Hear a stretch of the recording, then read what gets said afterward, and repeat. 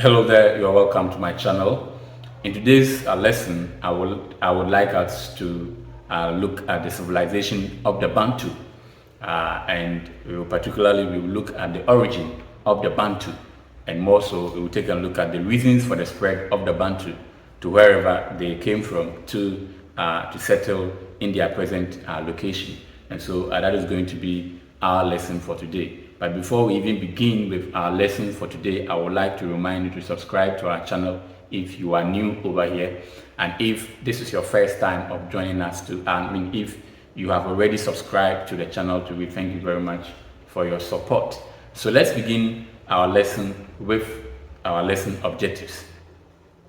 So our lesson objectives, the first objectives for this lesson is for us to be able to identify the origin of the Bantu.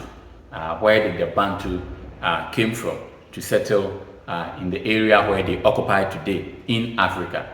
And then our lesson objectives is for us to be able to discuss the major reasons that accounted for the spread of the Bantu to Central, Eastern, and Southern Africa, which then supposes that the Bantus today are found in the central part of Africa, the southern part of Africa, as well as the eastern part of Africa. So these objectives is going to guide us through our discussions. We are going to be guided by these objectives. So let's start our lesson with our introduction. So who are the Bantu?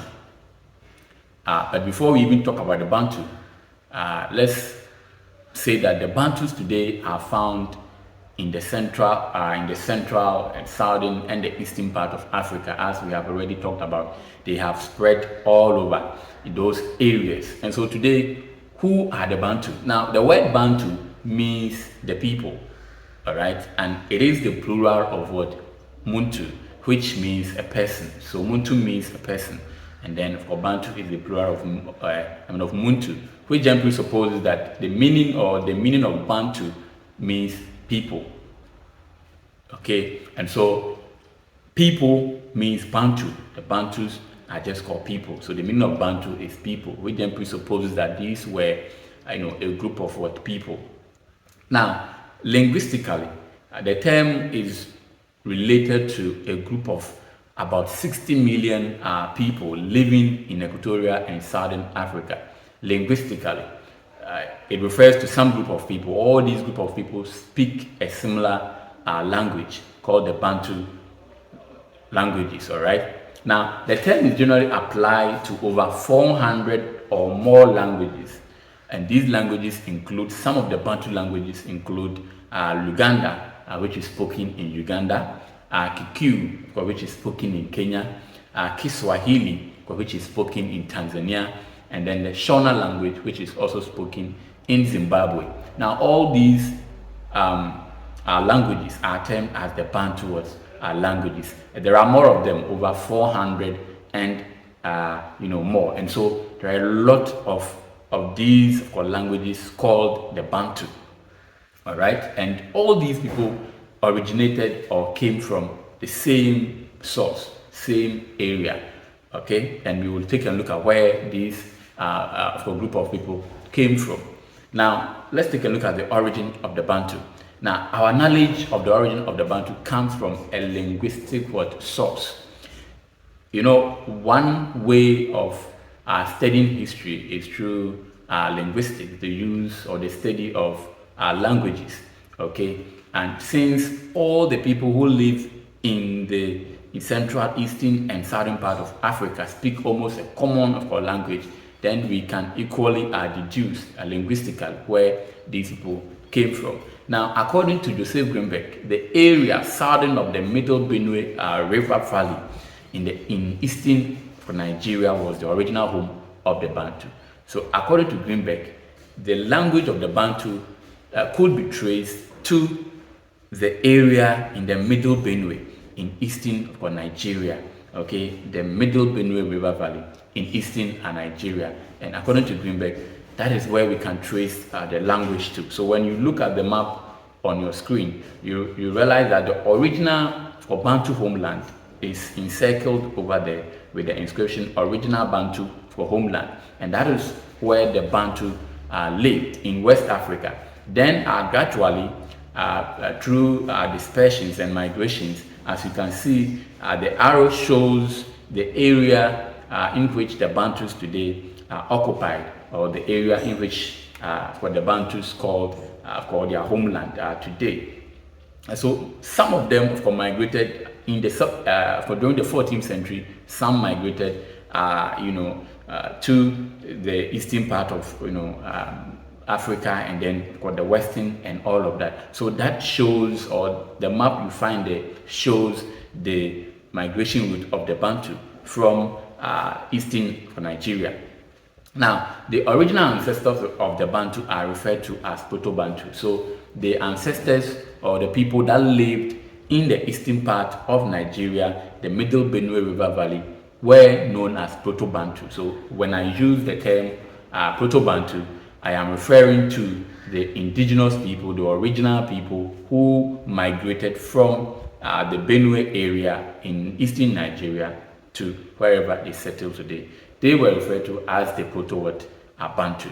Now, it was from this place that the Proto-Bantu dispersed gradually to occupy the whole of what is now Bantu Africa. So when you look at the map, the whole of where the arrows are is referred to as Bantu Africa. Why is it referred to as Bantu Africa? Because that is where the Bantus occupy.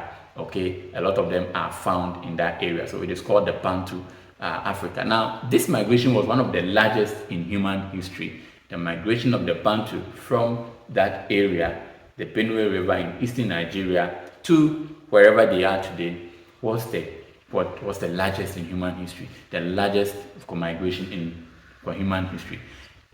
Of course, let me say that there has been several traditions of origin regarding the origin of the Bantu, and this tradition is not absolute. There are some people who also argue that the Bantus actually did not migrate from this area, and that some of them even migrated as far as from Egypt and all of that. So there are various traditions of origin regarding the migration of the Bantu. All right, and so when you come across any other origin, I think because these histories or stories were not documented, it comes with it different forms, because these were told orally, and therefore sometimes it poses a lot of challenge to historians trying to figure out exactly where some group of people, in this case the Bantu, came from. Good, so I know you have learned something about the origin of the Bantu. Now let's take a look at the reasons why the Bantu decided to move away from the middle Benue River in eastern Nigeria to wherever they find themselves today in eastern, central, and southern Africa.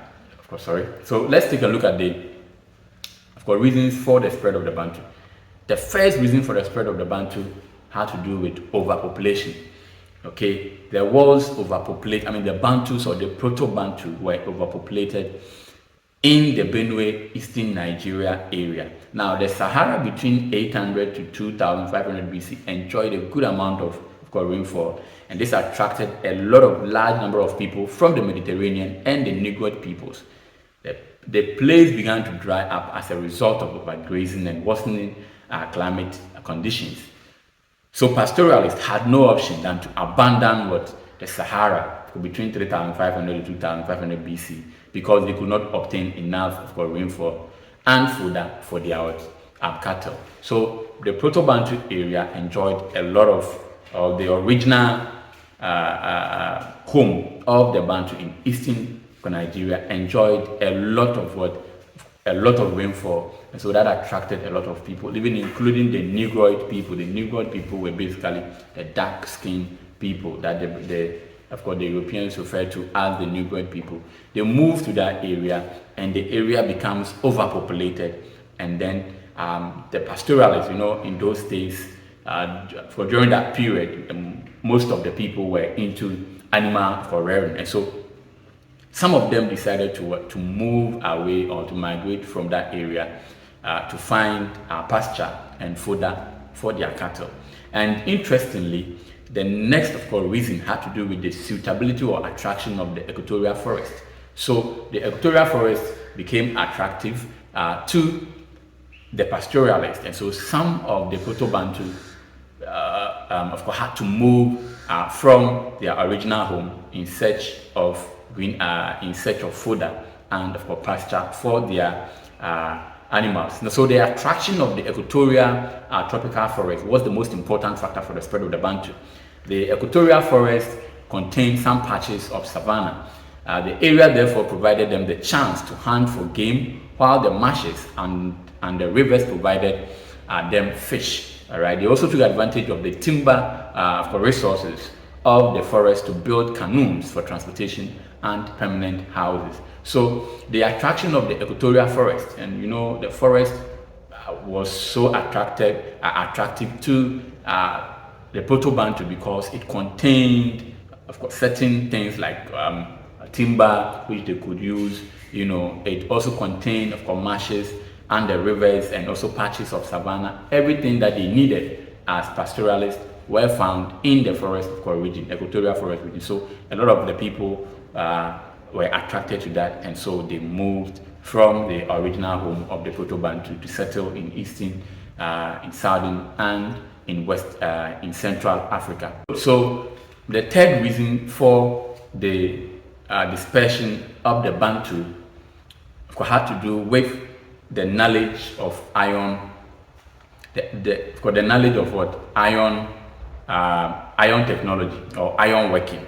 Now, these tools were used for agriculture as well as defensive and offensive purposes. Even though the Nok people of northern Nigeria had acquired the knowledge of iron working as far back as 300 BC, it had not reached the Bantu. It was through the Katanga of Zar and the indigenous populations of East Africa that the Bantu learned the use of iron. Now, the Bantu came to learn the use of iron from the Katanga people of Zar, and also the indigenous people who are settled in Eastern Africa. Now, the Nuk people who were in northern Nigeria, even as at 300 BC, they had acquired a knowledge of using iron to make tools. However, they were not the ones who introduced iron for the knowledge of iron for making tool or iron work to the Proto-Bantu.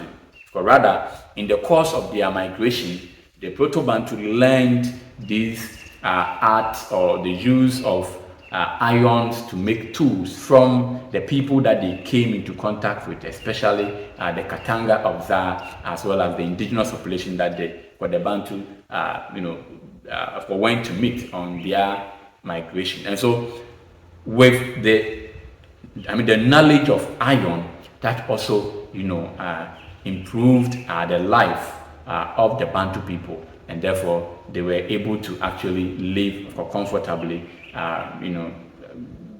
They could venture into agriculture because now they had tools to make like weapons, to also defend themselves as well in case of any attacks. And so this was also a reason that, of course, led the Bantus to move further, to migrate to other areas or other parts of Africa. Now, with this knowledge, the Bantu farmers could easily till the land for increased food production.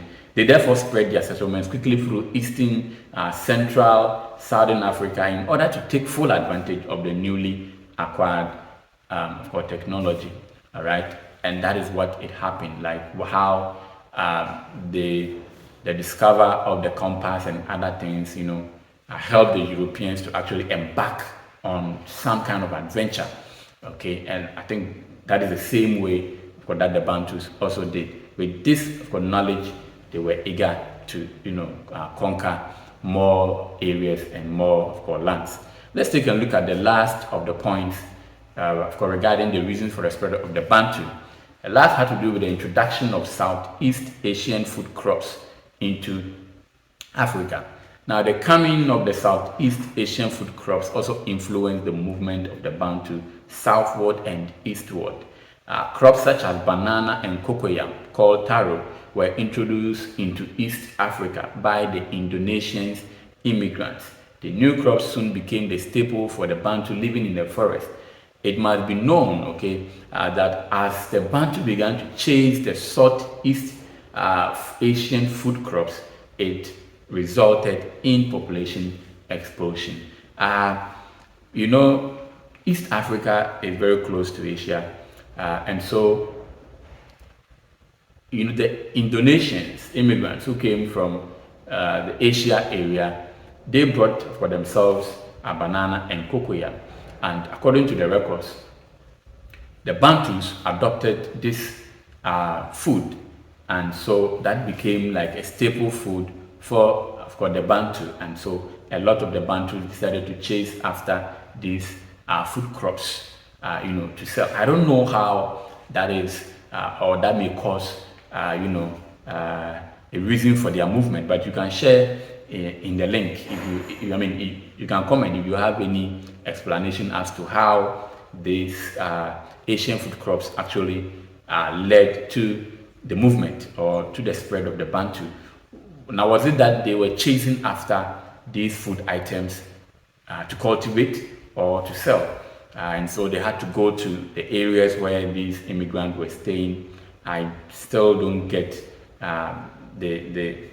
the reason well, but it is on record that they chased some food crops, and so because of that, these food crops even became staple for the Bantu people. And these are many more, where some of the reasons that led to the spread of the Bantu to their Africa, to West, to Central, Eastern, and Southern part of Africa. Good. I hope we have learned something today in our discussion. I would like you to try your hands on this work. It says, identify the Proto-Bantu state whose people speak the following languages: Kikyu, the Luganda, and the Shona. Identify them, and also state 4 reasons that accounted for the migration of the Bantu to their present settlements. And this is an OTEC for question in 2012. I wish you all the best, and I hope you have enjoyed our lesson. Let me read your comments in the comment section. Any other information that you may have about this Bantu, you could share that in the comment section, and we will be happy to read and share our knowledge. This platform is basically for us to share our knowledge on African history and African, African culture. So do not forget to subscribe to our channel, and thank you very much for your time. Have a nice day.